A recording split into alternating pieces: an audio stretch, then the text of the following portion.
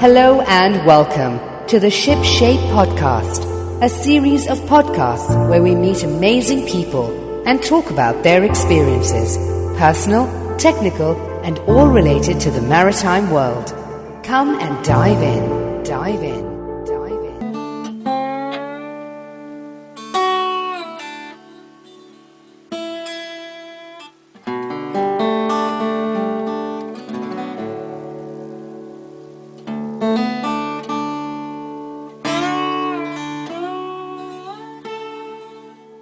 Today on the SHIPSHAPE podcast, we have Bruce Schwab. Bruce is the main partner of OceanPlanet Energy, the first American to complete the Vendée Globe, an energy geek, a guitarist, a cyclist. It's going to be an interesting conversation. Our hosts today are myself, Meryl Charette. I'm live aboard on a Tashing Toshiba 36 in Boston, Massachusetts, and T. What's up, guys? This is Talhabati, joining you from Virginia. I'm aboard my Lures 40-foot power yacht, and we have with us Bruce Schwab, and he's basically a legend. He's done a lot in the sailing world already. So welcome to the show, Bruce. Hey. Glad to meet virtually. Yeah, Where are you? I'm talking to you from Woolwich, Maine. Nice. Great to have you on the show. We're in a rebuilt former Grange Hall here where OceanPlanet Energy is based that was restored by none other than Nigel Calder, one of our partners, and it's a great place. And Maine's a cool place to work on boats because there's plenty of boats in Maine, so it's a good place to be. Well, you know, the core of who you are is certainly tied to sailing, so I have to ask, what does sailing mean to you? Ooh, that's a tough question. I was lucky that some of my cruising, I guess the trajectory that a lot of people's lives will go through is they may do racing and then eventually want to dream of cruising and then go cruising. Well, my dad took myself and my two younger brothers out for a 3-year cruise when we were young, and I missed 2 years of school. I missed half of 8th grade, all of 9th grade, and half of 10th grade. And I still managed to graduate from high school in time. And so I did a lot of cruising when I was young, and I always dreamed of racing. Racing is what I wanted to do. And so my dad eventually bought a boat that was a higher performance boat, which is a whole other story that we can get into that now I have years later. And I wound up working on boats in California and Washington, and got into ocean racing and did a number of races to Hawaii, the Transpac and Pac Cup, single-handed Transpac. Lots of San Francisco Bay Area racing. I was involved in the Single-Handed Sailing Society and the racing crowd around there for many years while I worked as a yacht rigger for the most part for almost 20 years in the Bay Area. And then I went off on the tangent that got the most attention in 99, 2000. I got the bug to try and race around the world. What got you into that? What got you interested into that? Well, I was good at the short-handed racing scene in the Bay Area. I won the single-handed Transpac. I won a lot of local races on the West Coast. And I thought, well, I seem to be good at this. What should I do next? And I hadn't not been a big fan of the Around Alone and Vendée Globe events. I sort of followed them, but I thought those people were crazy and who would want to go for so far. But then I followed Brad Van Loo, who did a great job in the Around Alone. It used to be the BOC race in the Around Alone. And I think 98, 99, he did a great job, and I met him, and he sort of got me going on the bug. And, but was it the fact that Americans weren't winning, or what got you super interested? Yeah, well, he was an American that was winning. He started doing quite good, and I had followed Steve. Oh gosh darn it! I'm sorry, the guy. He actually did quite well in the 94, 95 BOC. I'll remember his name in a minute here, but he did a great job. He had some great articles. So the Americans started doing well in the stuff. I started following it, started thinking, well, that could be interesting, and maybe I could be good at that. And then so I started getting some backing together and some folks that wanted to try and do it. And we wound up building OceanPlanet. The original plan of trying to be in the 2000 Vendée Globe, that's the one that Ellen MacArthur got second in. That really raised the awareness of it. She did such a fantastic job in that race. And Michelle won it. And so I wanted, but I didn't make it. I wasn't ready. It was a good thing I didn't go because I would have made it. But I made the 2002, 2003 Around Alone race. Made it meaning you made it there. I made it there. I managed to finish. I had to stop a couple times to fix stuff. Whole long story about breaking a new boat and getting used to it. So basically, the Around the Lone race was my training race for the Vendée, and that qualified me. Well, I tore the boat apart and worked on it for a couple more years. And while I was in Maine, that's when my first extended stint in Maine was from 2003, 2004 in Portland, Maine, rebuilding the boat. And then I went to France at the end of 2004 in time for the start. And then 04, 05 Vendée Globe, I managed to finish that and become the first American to finish it. And, that whole thing is a long story that we could spend quite a bit of time going over how I managed to, raise and borrow and beg and do whatever it took. And did you have like a day job in the background while you were doing all the fundraising and everything? I did in the beginning when I was still working a little bit at Svensson's and doing a little bit of side jobs and stuff. But basically for a few years there, I was a professional beggar. To try and raise the backing and support to pull the whole How much did you need? Well, we had no idea. We were just going to try and do it no matter, whoever we got. But in the end, I raised over the whole period of time from starting around 2000 to the whole thing sort of ended, after the Vendée Globe. So it's like 5 or 6 years. I raised $1.7 million. Nice. But I spent, in order to build the boat and race twice around the world, we spent about 2.1. Oh, boy. So still a loss. Oh, yeah. Big time. And so in the end, I'm not alone in these sailing financial stories. In the end, it didn't turn out so well. I took the fall for the whole thing and, a lot of credit card bills and stuff. And in 2008, along with a lot of other folks, I had to take the fall for the foundation that owned the boat. The foundation got dissolved and a lot of this debt was in my name. But let's put it this way. A few credit card companies lost some money in that in the end. But. And 2008 was a financial crisis anyway. Exactly. So we couldn't sell the boat for very much at the time. And we had to sell it. And there's lots of sailing stories that sort of end that way. But the end result was I wound up pulling off what I wanted to do and what I told everyone I was going to do. And that's a key part of it. When you asked about, how much money you were going to need. One of the things that I learned, if people believe in you, and this is the early days of, crowdfunding and stuff. I mean, to raise that kind of money is just amazing. It's just a blip in the space-time continuum that allowed that to even happen. We had donors from like nearly every state in the country. There's like more than 2,000 different people pitched in everywhere from, major donors like Kevin and Shauna Flanagan of Oregon, who wound up in the end putting in, big chunks of money. But that's true, though. This is way before the days of like, any of the Kickstarters or GoFundMes or anything. So how were you doing this back then? Email. I was writing stories. I was giving people updates, writing stories from, sailing on the boat, the whole adventure where I was, and writing from at sea as doing Around the Lone, doing my qualifiers. During all that process, we had a great email following, and that was, it's one of the things I need to get going again for my new boat project, but we'll get to that later. But I guess the early days of crowdfunding, I was luckily on the forefront of that and that wave of getting people interested, and it's just amazing. But what I was going to say is that when people believe in you and you meet them at boat shows and you meet them at fundraisers or you meet them online and they say, okay, I believe you're going to do this. I'm going to write you this check and you a check for thousands of dollars. When you get close to the event and you haven't raised enough and you still need more, you still have to go. You told people you were going to do it no matter what. And so you got to do it no matter what. And the chips fall where they may in the end. So did you, when you went out there, did you feel prepared? Like how does one prepare for, the Vendée Globe? Well, first thing you do is you do a race like the Around the Lone first and break a bunch of stuff and get an idea of what you want to fix. And I did a lot of that, but we were still redoing things up to the final days before the start of the Vendée Globe. And if you follow, many of the boats that are there, except for the very largest budget, most professional experience campaigns, everyone's working until the last minute. Every one of them. We were putting on solar panels, I think, one night before the start of the race. Just getting things done at the last minute. There was some rigging stuff that I had to finish. I mean, I think in the early days of the race, I went and pulled to leave one of the Cape Verde Islands, we're not really close, but just a little bit less wind so I could spend more time out on the boom and redoing some reefing lines. And there was stuff to fix all along the way.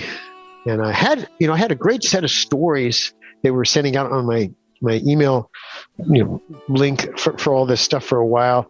It's not online anymore, and I've been meaning to put all the stories back together and get them out there, or maybe even put them into a book. But I wrote a lot of great stuff. That'd be fun. Yeah. A lot of it was on Sailing Anarchy. We had a great relationship with that crazy website, Sailing Anarchy, and they put in all our stories. Had a great following there, and some other venues. And once you're in the race, there's lots of exposure there. And they, the stories would go out through different media formats. But in the end, I was doing fairly well in the race early on, and then, had various, things to fix like everyone does, and you just keep going. And I mean, everyone has their problems. Conrad Humphreys had to replace his rudder, and, everyone, I think out of, we had 21 boats start and 14 finished. And it actually was, I think, the highest percentage of finishers of all the Vendée Globes, that one event. I think we had a pretty good track record because, as you know, many boats never make it to the. Yep. It's really hard to go all the way around the world without stopping and pull it off. And something not breaking. Yeah, that you can't fix. It was interesting. I was taking a look at the boat OceanPlanet, and it was unique in its creation and its design and your way of thinking with it. It was a wooden boat, right?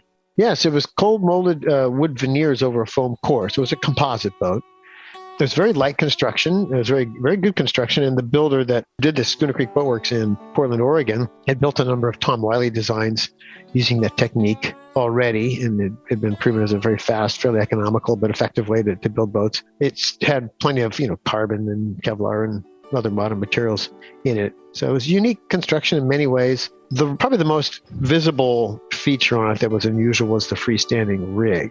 It was 85 foot tall, unstayed mast that would, bend quite a bit, but that worked quite well. So it was a very effective rig, and, took a lot of flack for it from naysayers who, thought that wasn't a very good idea. But I was one of the few people that never had to go up the rig the whole way around the world.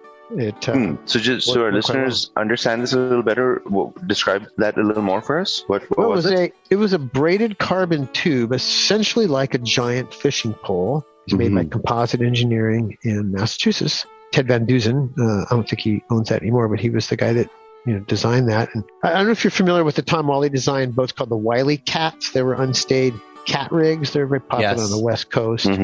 And the advantage of a rig that bends like that is it automatically flattens the sail quite well. Very hard to break. You think, gee, it's bending, it's going to break, but no, because it bends, it makes it very difficult to break. Ours was a little different because it was a fractional rig. We still had head sails and we had masthead spinnakers, but it was an unstayed mast. There were no shrouds. This set of running backstays, and that was it. So you're sort of getting nature to help you almost instead of working against you. Yeah. Well, you still have the reef and a lot. It was a good rig for getting around the world on a skinny boat like that. And also because the boat was so skinny, we didn't have a very wide shroud base, which if you don't have a wide shroud base, you have more compression on the spar and it winds up having to be heavier because of the compression. So in that particular boat's case, where it was rather slender, the overall weight of the whole thing was pretty similar to what would have been with a stayed rig. On the wider boats, or the boats with the really wide deck sprayders that you see nowadays, those unstayed would be a performance disadvantage due to the heavier weight required, the much higher riding moment on the new boats, especially with the new foiling boats. That's what I was going to say. All the new designs have foils on them. Yeah, so it's a whole different world now. But for when that boat was designed in 99, 2000, it was a pretty advanced boat and worked quite well. And it helped me do what the main goal was, which was to be the first American to finish. And I would say that if we'd been a couple of years sooner and we had, of course, always nice to say, if we had more money, had better sail development program, iron the sails out, I think the boat could have done quite well in the 2000 race. Because they were still ironing out the wide boats and water ballast and getting keel stuff. We're still getting sort of ironed out. And OceanPlanet could have done really pretty well in 2000 if it had been, fully realized. But that's okay. I managed to finish and 4 years later and pull it off. And one of the questions I got is that, it sounds like you're the all-American man, right? You basically decide to get into the Vendée Globe.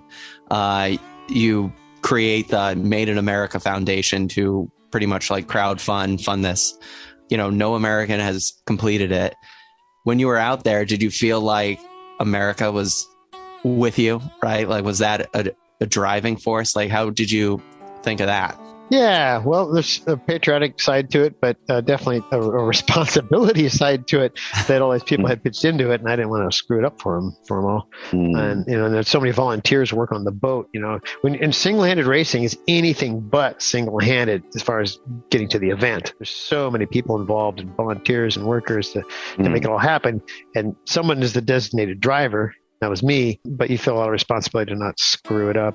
But I will point out that I had great following in France with France kids from schools that I saw before and after the race. We had a little education thing worked out. We had some American schools following, not to the extent that Rich Wilson did when he went after me 4 years later. He did a really great job, built out a really big fully accredited education program. He took it to the next level on that. But that was a big part of it too, the inspiration of knowing that there's kids and people following. It was across the board. I was amazed to discover after the race for years, I'd run into people that followed it that I wouldn't even have known. I mean, in weird places. I'd be at a ski resort hanging out and someone would go, "Hey, you're that guy." Did I bump your car in the parking lot? No, no, you're the guy that round the world thing. And then one time, the story I'm thinking of is a guy at a ski place. There were like two guys who were in this room up at the ski resort, and one guy asked me that, "Hey, you're that guy," and the other guy goes, "Yeah, the round the world thing." There were two guys there, and both had followed it. And it's amazing, nowhere near the water, and so the reach of the Vendée, afterwards just amazed me, and was bigger than I even thought it was when I was doing it. And you'd mentioned that a third of the boat didn't make it. Did you run into crazy stuff? How did you make it? Definitely. I mean, there's no way you can go that far without having some pretty stressful moments. I think some of the most stressful part for me was early on, entering the Southern Ocean early on, a very tight-knit, high-speed storm. There's one stretch where I had to drive half a night. I didn't trust the autopilot, just nervousness. And I think I had the And when we say, just to get a read on that, what were your instruments saying? 60-knot winds, 80-knot winds? Oh, I don't know. That wasn't that much, probably, 50s. 50s, okay, that's still not most people's cup of tea. Let's put it this way. I mean, nowadays, the boats are much faster, and the 24-hour speed record, like over 21 knots, average speed 24. But for me, there's a 6-hour stretch where I'm average 17, 18 knots, average speed. Wow. And that was, excessively exciting. Yeah. Unheard of, right?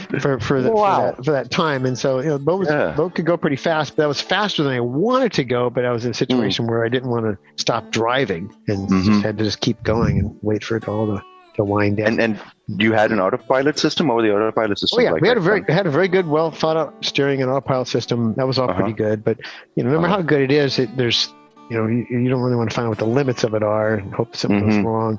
And it was much improved over the round alone. In the round alone, I had a couple bad crashes. One in the Southern Ocean where I broke the boom the second time, and so it turned out that the compass that we used could only heal. The gyro compass could only heal over so far before it would not work. And so you get knocked down by a big wave.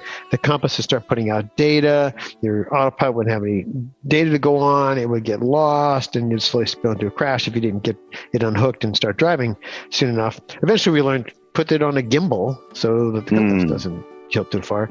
Smart. And so that was, there's all these things you learn in the round alone.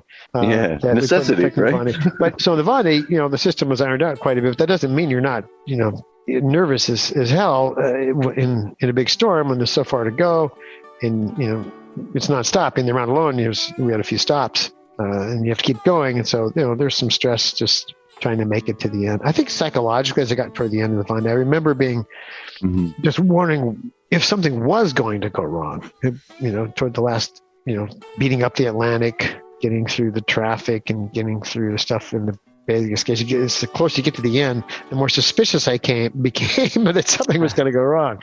And but in the end, you pull it all off. So I think psychologically, toward the end, I was just wondering, gee, what could go wrong? And if you've read all the other books about the history of round the world racing, like the Golden Globe Race, there was that one guy in the trimaran who made it almost to the end. Nigel Tetley.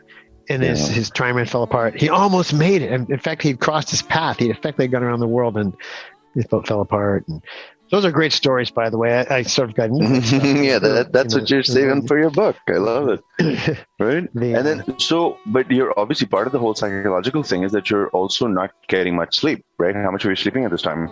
I was sleeping 20-minute sessions. That was my pattern. Everyone has a different pattern that they do that you fall into. If in conditions, I would do lots of those 20-minute sessions, throughout the day and night. And my overall sleep would be pretty good, but then there'll be cases where it'd be several days where we only get a couple of them.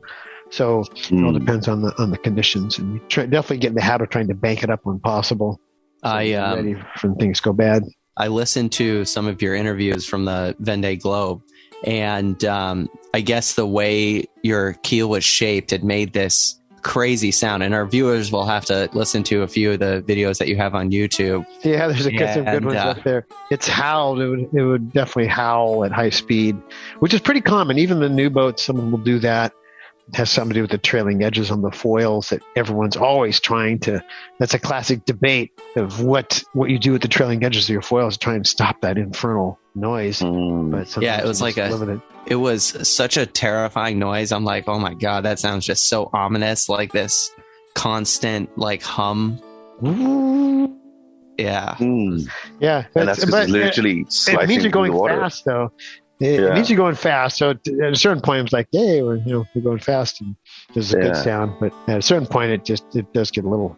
Yeah, that's your acoustic speedometer. Love it. This is a good spot to really try to figure out a little bit more about how you got into energy. It seems like you went from. But wait, Mayor, before we go there, remember your original question was, Bruce, what is sailing to you? And then we went down this whole giant story. So at the end of that, what is sailing to you? Well, for me, it's different for everybody. For me, it's an application.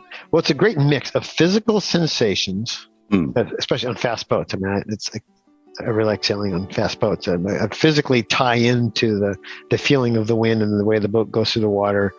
For me, that physical sensation and connection with the boat is really fun, especially off the wind sailing and surfing.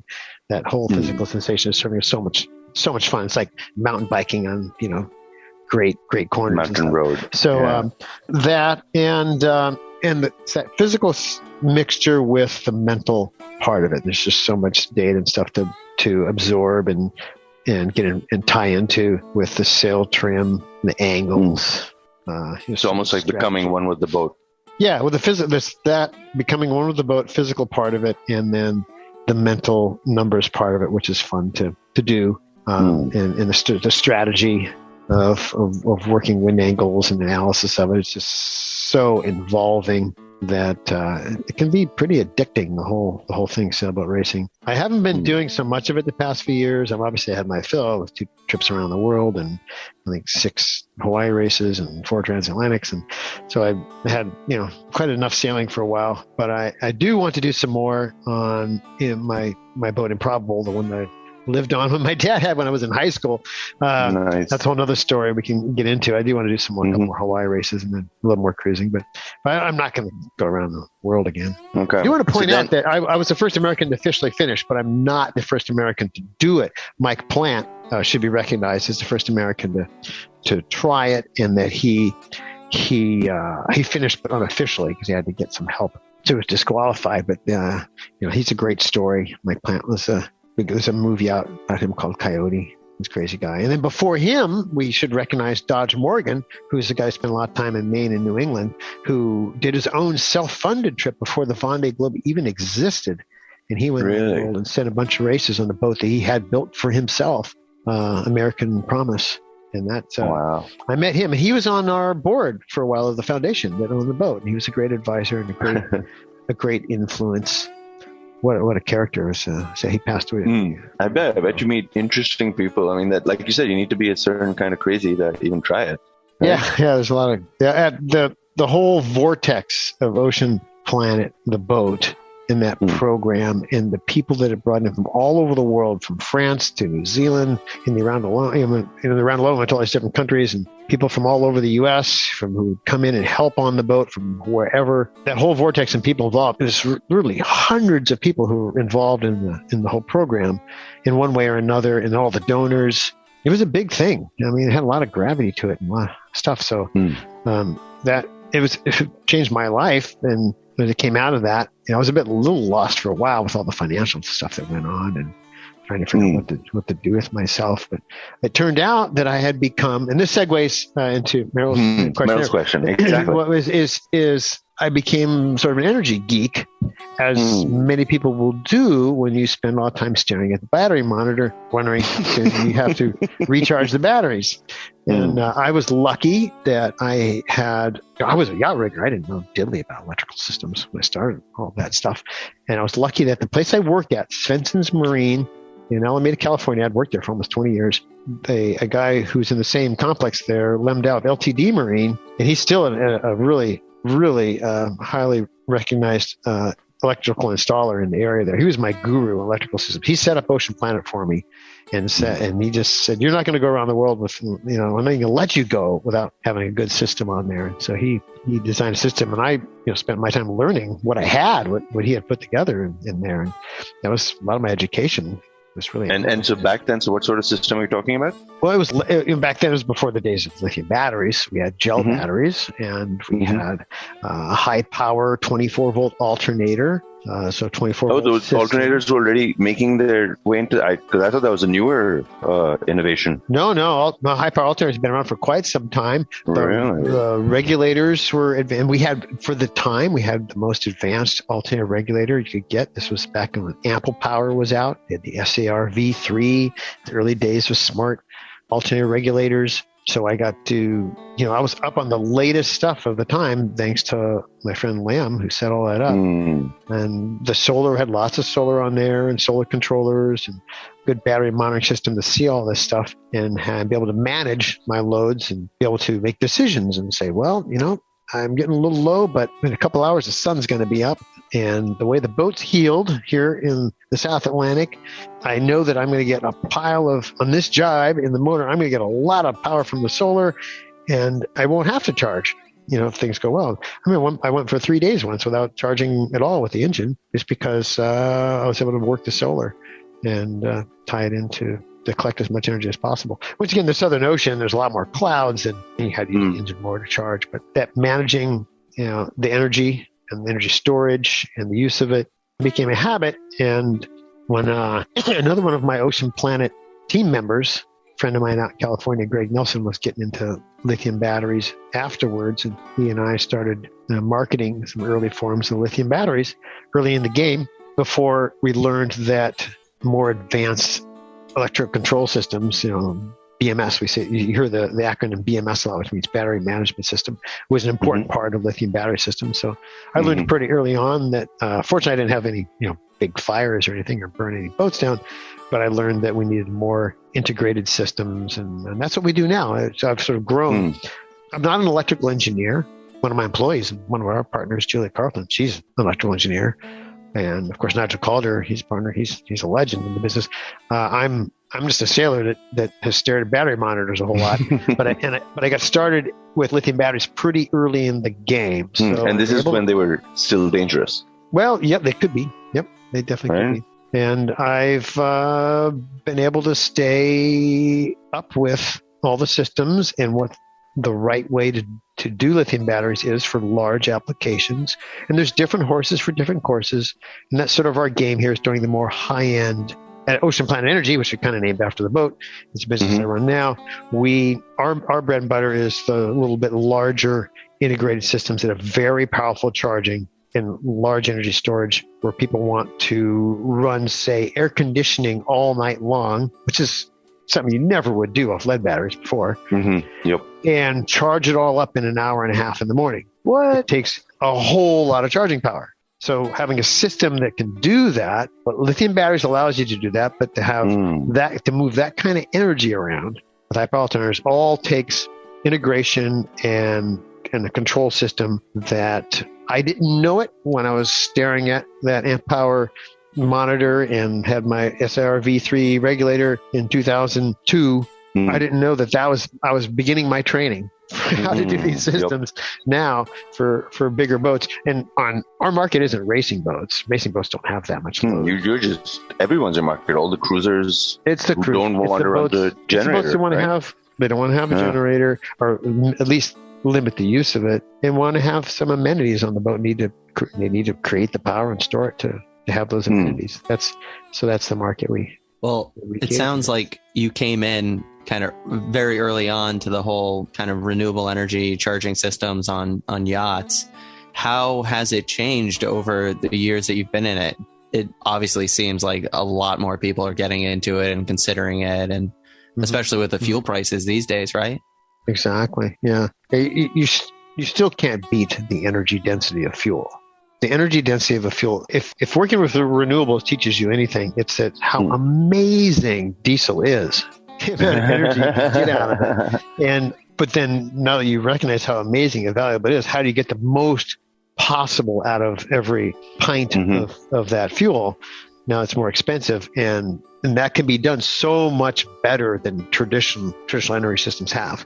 Traditional alternators that come stock on an engine, if you're going to charge with those, it's incredibly inefficient for the cost per kilowatt hour. If you amortize the wear and tear on the engine, the amount of fuel you have to burn, the amount of time you have to run it, and there's all these reasons why. Do we have any numbers on that? Like, is it like Nigel has fantastic numbers on that. Nigel has got great articles on the cost per kilowatt hour of the energy, depending on where you get it from.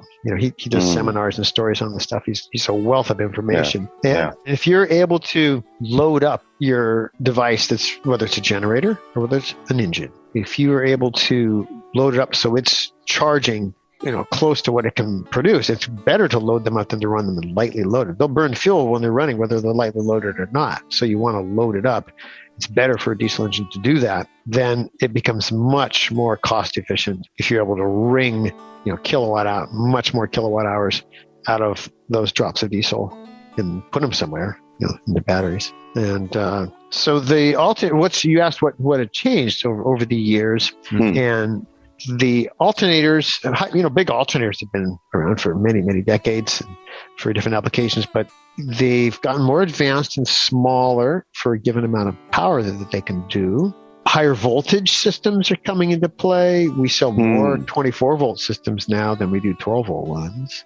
And we're starting to sell more 48-volt systems. 48, yep. There's actually 51-volt lithium systems. And the amount of power you can get from the same size alternator, it's almost twice as much for the same size alternator as it would be on a 12-volt one if you go to a 48-volt one. Exact same thing. And it's a little bit more load on it, but it's just so much more efficient because it's less amps for a given amount of kilowatts. So the efficiency of the units has improved. The integration, the smarts of everything has improved. Like I mentioned, the smart alternator regulator that I had at the time, those just the last couple of years, companies like Wakespeed have been developing much more advanced alternator regulators that communicate with the CAN bus data from the advanced battery BMSs, the brains of the batteries. And they've worked out the algorithms to communicate with, Victron batteries, Lithionics batteries, other batteries that are out there in the market, so that you can plug these things together and you have much more controlled, graduated, powerful charging. If you're going to be charging really fast, you just don't want it to be safe. You want your batteries to last a long time, and you want to monitor battery temperature, not just voltage, watch the current, watch all these features. There's a lot of data involved now. So it is complicated, and there's a lot of features to program into these things when you set them up. But when you get it all set up right, it's amazing the amount of energy you can move around. For sure. And I definitely consider myself a big energy geek, and just wanted to get your opinion on, for example, solar specifically. Is it a huge fan of solar on boats? I think we need more solar on boats. What about broader than that though, in terms of energies? Is solar going to solve all the problems beyond boats as well? Solar is definitely an answer for cruising boats that are low energy load. If you don't have, if you're not trying to run air conditioning all night long, then solar can, and with the advent of more efficient refrigeration, that's one of the biggest loads on cruising boats is refrigeration. For sure. but they've gotten much more efficient. So with the advent of lithium batteries, which store battery better, store energy better, the advent of more powerful solar panels, there's more power per square foot, and the advent of more efficient refrigeration, you can now run a decent fridge with not that much solar. So how much solar you need, there's math to be done to figure out what's the recommended amount to have, and then you need to have sun, right? It's not going to work in the rain. So your solar can be the primary energy source on a lot of boats if the loads are too high, but you still need to have a backup system because you're still going to need fuel when the sun doesn't shine or when something happens. So a lot of boats, when they do an energy system upgrade, kind of address both the fuel efficiency charging and the solar at the same time. And so when they go to do a system refit, they'll be upgrading your alternator, they'll be getting an alternator regulator, pulley kit on the engine to work with that alternator. They'll get solar, they get solar regulators, they'll get new battery monitoring system so they can monitor all the stuff and see what's going on. So it's common for this to kind of happen all at once, and you want to get all integrated and you all work together.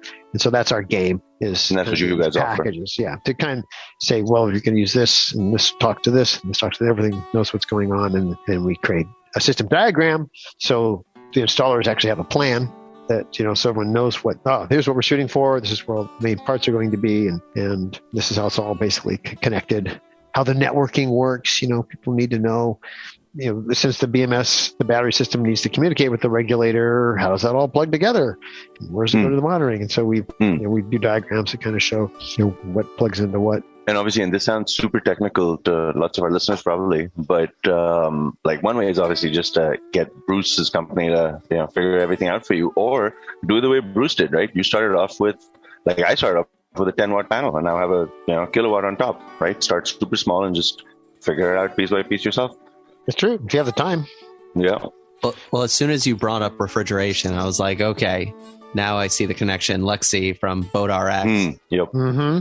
Those guys are great. They're really doing a great job with air conditioning and refrigeration, and they're really big on efficient air conditioning. In fact, I think they have more data, real live data from testing, as far as there's all these metrics, right? I mean, now the new metric electric cars is miles per kilowatt hour. Forget about miles per gallon; it's miles per kilowatt hour. So all these, but they have all these metrics on BTUs per kilowatt of electricity. So how much can your air conditioning system deliver for how much electricity is taken from your batteries? And whether it's 12 volt or 24 volt or 48 volt or running on AC, 120 or 240 or European 230, it's, they've got a pretty good database and good knowledge of what's the best air conditioning system, most efficient for your particular application, how big your boat is and how much area you have. So they're doing a great job, and they're doing installation. That's Lexi and Phil Gutowski at Boat RX. So we work with them. We work with them a lot, and we sell them alternator systems and batteries if they need it from us. And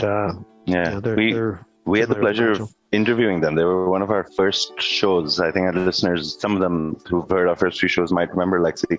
But he had so many cool ideas, and it's funny. I remember back, he had said that a lot of them he was getting from not within the U.S. Like he was, going to Europe, and these guys were doing these crazy new things, and he's like, we need more of this there. And he was just, and I think that's huge. I think that's part of the whole industry, is sharing technology like that, and just making everybody better. Yeah, and they weren't afraid to go learn and travel to find out what the best stuff is. And right here in Maine, one of the big projects we're doing at a great boatyard, Great Island Boatyard, Harpswell, Maine here, we have a boat with a big 51 volt lithium system. It's being charged with the Integral, which is like the highest power alternators you can get. Nigel was involved in those. So this boat has a massive 51 volt system. It's got twin engines with these Integrals on it. It can charge at enormous power. And they happen to have the Thermodynamica air conditioning system installed by Boat RX. So this is a boat where they're getting all these systems on there where this boat can have a pretty luxurious amenities and no generator. That's right. The boat has no generator. So I gotta hear your take on the age-old question of solar versus wind versus hydro, or a combination of all three, or nuclear. Yeah. We aren't selling nuclear reactors for boats yet. We don't have yet. No problem. Yeah. Well, unless you want to buy an aircraft carrier.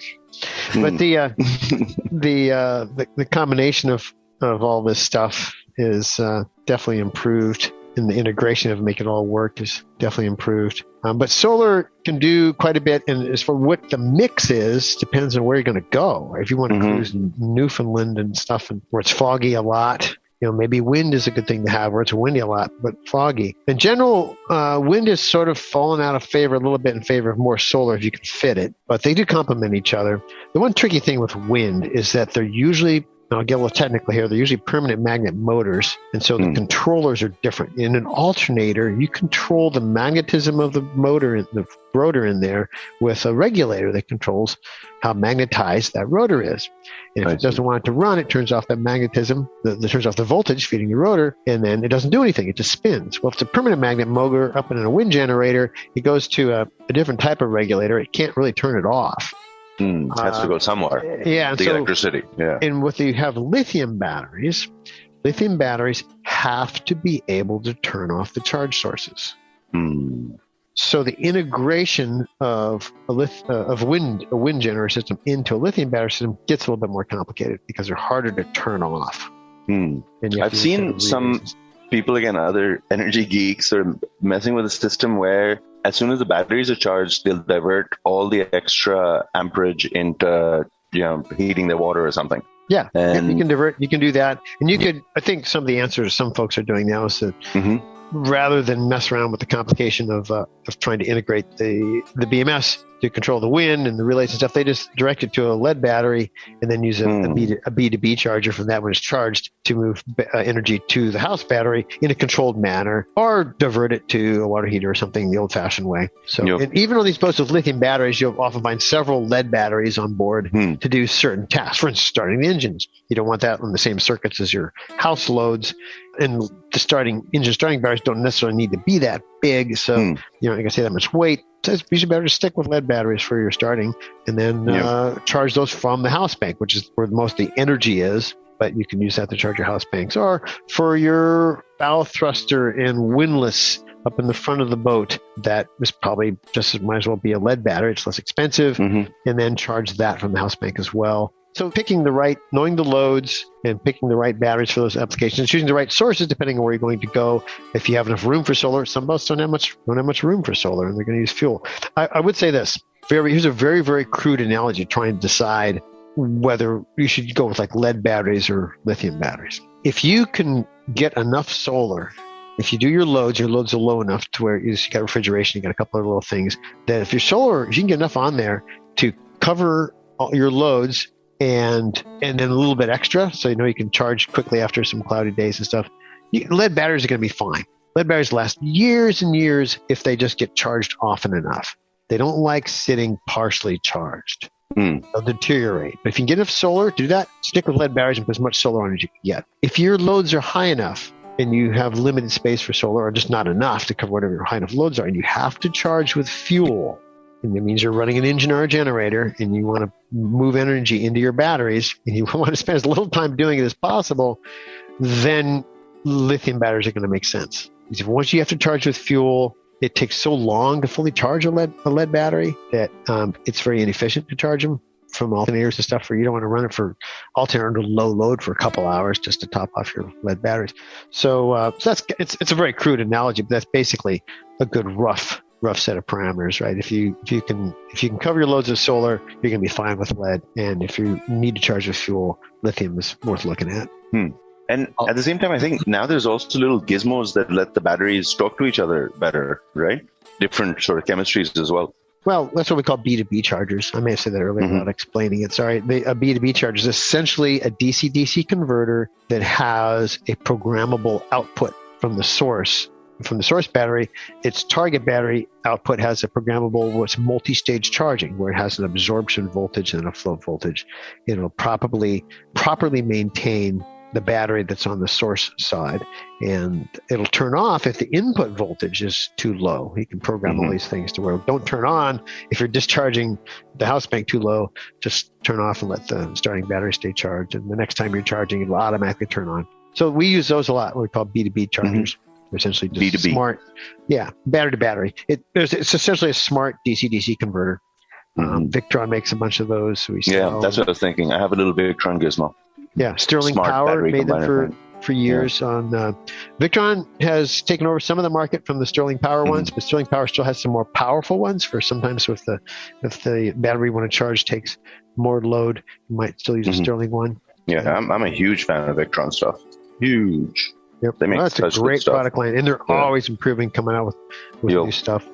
So we sell a lot of Victron. We're a Victron distributor here, so work with them a lot. Well, it sounds like you've managed to put yourself in the right place in the right time multiple times. You know, like you grew up sailing in the 70s, right? A huge height of sailing. And now you were kind of a first mover in the renewable energy space when it comes to boats. So where do you think the industry is headed when it comes to renewables on boats? Like, what can we see in the next 10 years, 20 years, 30 years? I think the system integration side of things will continue to evolve, and you're seeing a number of big players in the market work harder on that. By integration, I mean plug and play communication between different devices and monitoring. And it's already almost like that, right? It's almost like Lego that way, isn't it? Yeah, but you have to make sure that you have protocols that are compatible, Victron VE.can, they talk on their own. So you just can't plug everything together. You certainly can't plug your Mastervolt CAN bus stuff into your Victron stuff, expect them to get along because they use their different protocols. So, but I think that's going to become, and Mastervolt's been one of on the forefront of doing CAN bus communication for quite some time. They were doing master bus CAN bus communication with their devices, probably before hardly anyone else was. One mistake I think they've made is not working together with some of the other players in the market. They've been so closed about their system in there. They never worked out a deal with wake speed. So, you can't, it's so difficult to get a Mastervolt lithium battery to work with wake speed because they won't disclose their protocol at all and let anyone know it. So they're kind of missing out on some developments there. But other battery manufacturers, Lithionics and Victron have been working closely with wake speed. They worked on that integration.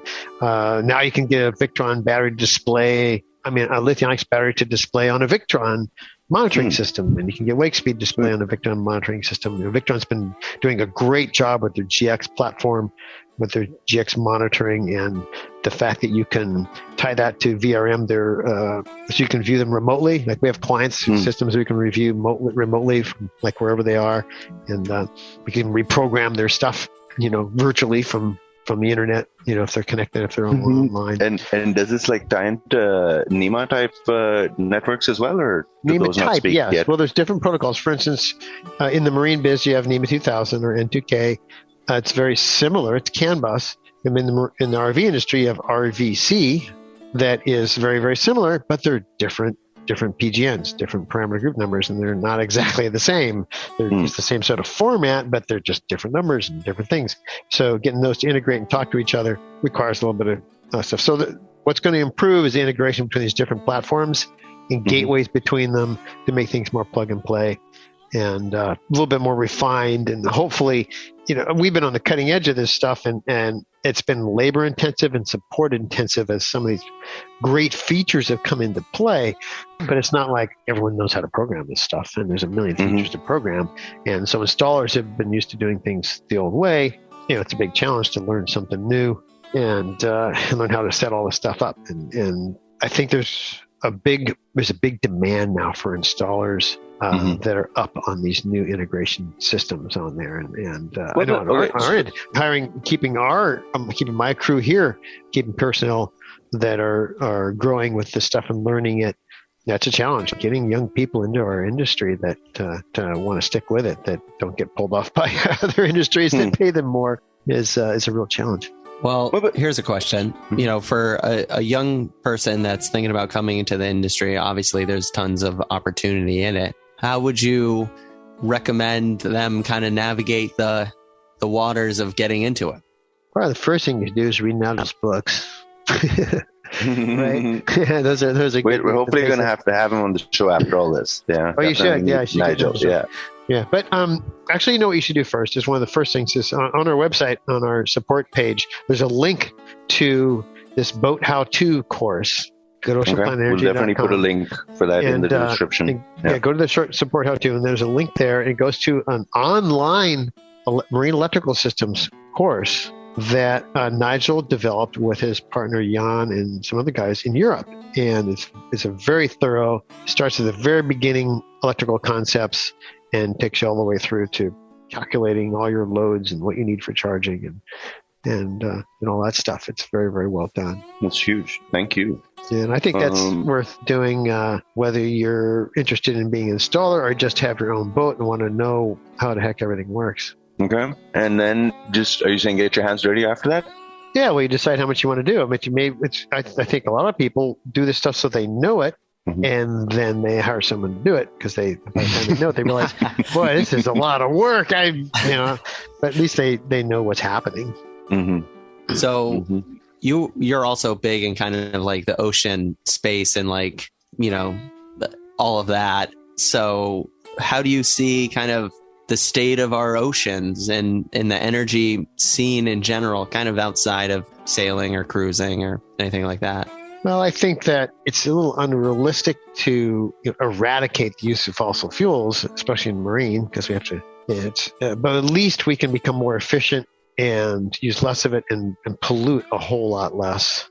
And having run into a lot of crud in the oceans, pollution is something I'm personally aware of. And which, to take a little bit of a sidetrack here, this endless debate about whether global warming is caused by humans, and this, we have these just camps between the right and the left, and global warming and energy stuff. And I think that the whole thing is framed in the wrong way. What do you mean? In that, if you take a view from the slight libertarian approach, the libertarian mindset, and the protection of individual rights point of view, which some people identify with being anti-climate supporting. But if you take the point of view that every individual needs to have their rights protected, that none of us really have the right to pollute and poison the air and property of our fellow citizens. And I think that from the purist, even from the conservative purist point of view, a clean energy systems should be a matter of principle, because you should not your pickup truck shouldn't be belching black smoke that could make someone else sick. It's a violation of rights. And I think the whole thing, that's why I really like to focus in discussions when we start talking about climate change, is in terms of pollution and poisons. And then, CO2 and gases like that, do play a role, and you can get into the metric. They can argue about that forever.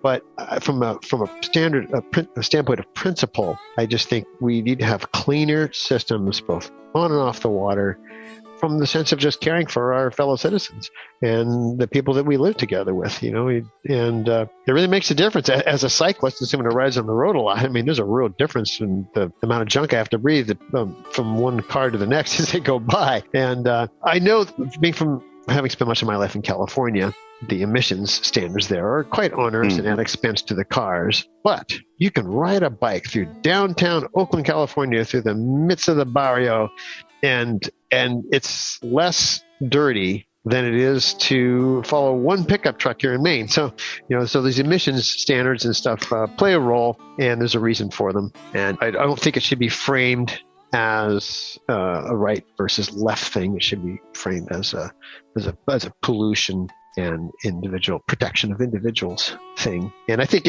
that kind of argument, anyway, I like to think that argument would be more successful in getting people together on the whole environmental issues. Anyway, there's my personal rant. Well, as we start to wrap this up, could you give one or two pieces of advice that you received along the way that has really kind of helped guide you? Boy, I got a lot. Too many, yeah. So I remember one thing Dodge Morgan said when we were at it was a fundraising function. He was speaking on our behalf. Governor of Maine was there, and he was speaking to everybody. He turned over and looked at me and says, "Bruce, I want you to know that winning isn't everything. Wanting to is." That was a good one. And love it. And I suppose another saying I should point out that I had a great partner in my build up to the Vendée Globe who put up with my sailing and years of involvement to pull the whole thing off. But through the Vendée Globe, I ran off with a crazy French girl. And a bit of advice I'll give people is that do not make relationship decisions after 110 days at sea. That's funny. So I just want to tap that a little more. You've got so much experience under your belt, right? Like you're now early 60s, I think, right? Wow. Yeah, 62. But trying to stay young, you know. Yeah, you don't sound a day over 50. So how do you do it? What do you do? Well, that reminds me of a great quote by Groucho Marx, which I won't say in the interview here because you'd have to cut it out. But I race bikes. I ride bikes a lot and work out to try and stay in shape. I've always enjoyed athletic activities. I was a wrestler in high school, and I even boxed for a while after school. But I enjoy bike riding, and both for recreation and for competition. In the fall, the sport that I like to do here in New England is very popular. It's called cyclocross, which is kind of a cross between mountain biking and road biking. And the bikes look like road bikes, but have a little bit fatter tires, and they race across grassy fields and into the woods. And you carry the bike on your back, like up a hill, or jump over barriers and slide around in the mud. It takes place in the fall and early winter. You look it up on YouTube. I'll have to check that out for sure. It's great fun. Yeah. The crowds rattled cowbells and heckled the competitors, and we heckle each other in different categories. Well, I race masters age-graded cyclocross in the fall, and racing the 60 plus. And I go to the nationals a couple times, and I'll be gunning for nationals again this year. And so, wow! Every now and then, I just like to see how I can do competing against a bunch of other crazy old guys who are trying to stay young and have fun. And it's a ridiculous sport, but that's the best thing about it, right? It's completely pointless. Love it. And I understand you play the guitar as well. Does that have anything to do with keeping you young? Oh, maybe. My girlfriend, Rosalie, is a professional piano teacher and a great piano player. And I've been playing guitar since I was 9. Wow. In the Vendée, I brought a little guitar along. Almost never played it, but I brought a little along. And I have a good collection of acoustic guitars and very good classical. What does collection mean? There's 3 main guitars. Not like Bob Perry we were talking about before the show. He's got piles of them, but really? I do have 8 bicycles, so I'm pretty bad at collecting bicycles. But I have my three main guitars. I have a Guild 12-string. And I have a very good custom-made classical, and I have my steel 6-string is from around 1890. It's a little Parley guitar made by Bay State. And this is acoustic, obviously? Yeah, acoustic guitar, right? yeah. Wow. Have you ever heard of, have any of you ever heard of Leo Kottke? He's probably my biggest influence. Really? I play a number of Leo Kottke tunes. He's an American guitarist from Minnesota. Lee Kottke or Leo Kottke? Leo Kottke. Leo, and he is very influential. Me and Mr. Master, probably an American treasure, one of the greatest acoustic guitarists ever. So I played his tunes. I played some original tunes. So it was finger style guitar, some ragtime, some blues. Have you ever put out tracks or CD or anything? I did put out a CD soon after the Vendée. That was so a long time ago. I mixed up some 6-string bass stuff with my acoustic stuff, and I need to do some more recording. I'm hoping to get to that. Do it. Yeah. I play a lot of different tunes now than I did back then. And we'll see. I have some friends here in Maine with a good recording studio, and hope to get around to that. You know how it is. Just a business, and then I spread thin with I still have a boat addiction. Aside from the bike racing and the guitar playing, I have the boat now that my dad bought when I was 16 years old. I lived aboard. We've been waiting for this story, right? Yeah. And he passed away a few years ago, and I wound up with a boat named Improbable. It was built in 1970. It was built in New Zealand out of Kauri wood, cold molded out of Kauri wood. And it was a famous race boat back in the day and revolutionary in its own way. And I probably just should have sold it. You think I would know better with all my years of playing on boats, but I just can't resist doing all the stuff to it that I always dreamed of doing since I was a kid. And so I've torn the boat apart and I'm completely rebuilding it. Anyone wants to know just how bad I've gotten on all this, you go to projectimprobable.com. Okay. And there's a video in there kind of explaining the whole thing. And I have some content there showing my overview of each area of renovation that I'm working on. The rudder, the mast and sails, the deck layout. I have an overview trying to explain. I still have to get more content up there explaining all the details of it. Everything that's been in my head for years, I'm going to get it all out there and explain. what I'm doing and why. And so I hope to get that boat and up and running in within a couple of years, and do another Hawaii race or two, another Pacific Cup. I don't think I'll need to do a single-handed chance. You're going to race it again? What? Yep. I want to. Yep. I'm going to do the race or two to Hawaii. Do a nice downwind run, and then cruise around the Northwest. Get up to maybe bring it back from Hawaii to Alaska. Cruise down the coast of the Northwest. Do some maybe a little bit coastal racing. So that's one of the future plans. What other future plans do you have, Bruce? Get top 10 at Cyclocross Nationals. That's one of my future plans. Love it. Okay. We'll see how that goes, But Cyclocross, it's something to keep you healthy and something to do. I'm never was that gifted to become a pro bike racer. I raced when I was young. I raced road nationals, back in the 90s. I got clobbered. But we have a saying about cyclocross. Cyclocross is not a matter of life or death. It's more important than either one. Wow. But that's just a joke, right? I mean, it's just a silly, it keeps you moving. Keeps you moving in there. And, right? I always hope to improve my music, guitar playing and stuff. So, but you're also writing a book, aren't you? No, I hope to put one together that's derived from all the stories that I wrote over the OceanPlanet years. Yeah. And I have a lot of stories and updates, but as I look back, most of them were begging for money, but there's still good stuff in there about the adventure.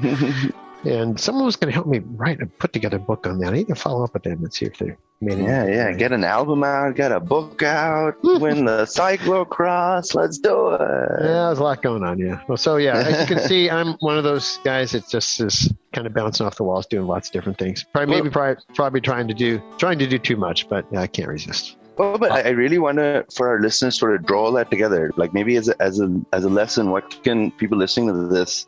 How do you stay so driven and so involved and 100% there for all of these things? You've been playing guitar since 9 years old and you're still playing it, and I bet you're good, So, how do you stay that committed for that long to your passions? Well, maybe it's the fact that I bounce around between different passions so much that each one of them is still pretty new to me when I come back to it.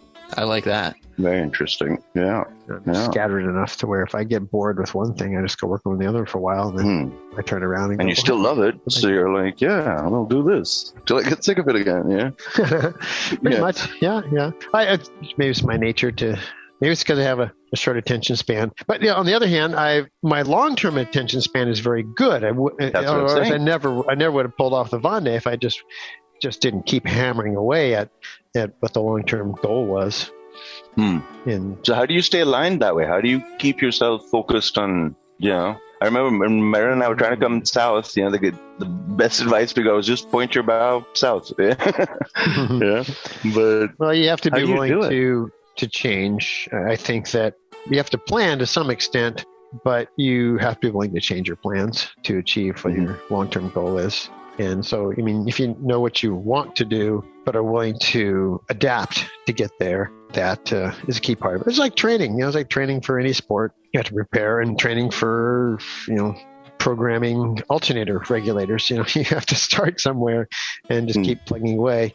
And even if it seems daunting, you can do a little bit, walk away, come back to it. In my case, where some of the technical stuff I've had to learn was by necessity, so I didn't look like an idiot to my clients who wanted to buy the stuff from me, and I have to learn about it. But fortunately for me, I like the stuff, and my background in sailing, has helped me to appreciate how cool the stuff is, and that energy systems, electrical it's like magic. What it allows you to do, and we take so much of it for granted that the stuff works in our houses, but you develop a real appreciation for the energy that we use in our houses and how it works when you see how hard it is to keep similar systems running on a boat. And we've taken a lot, energy-wise, we've taken a lot for granted over the years.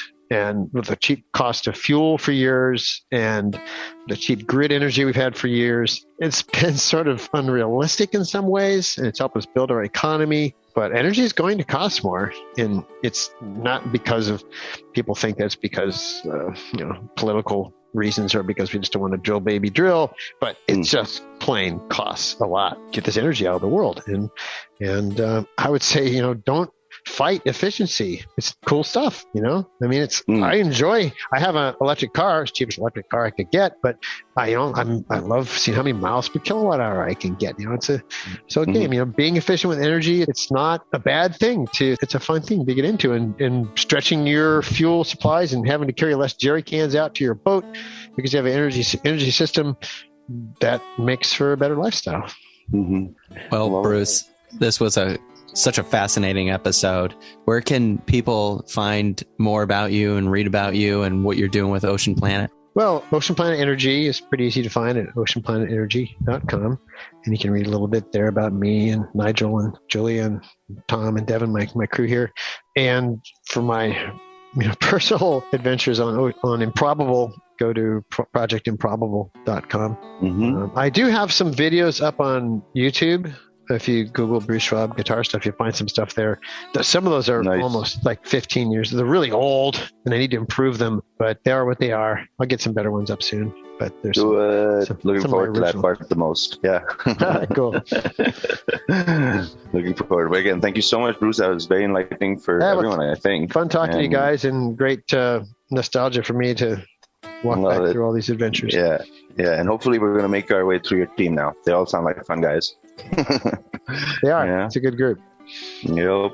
Thank you so much again. Awesome. All right. Well, good. Cheers. We'll see you guys later. Take care.